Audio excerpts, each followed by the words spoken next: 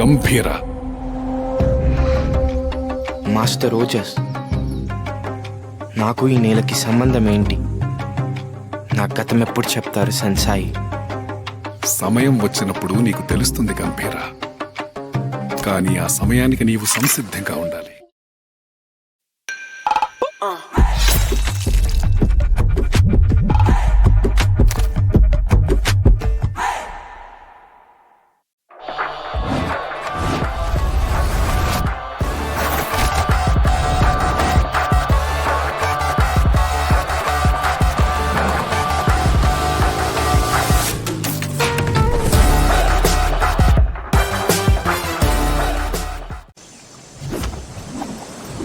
రక్తంతో రాయబడిన నీ గతం మా సమురాయుల భవిష్యత్తు గంభీర.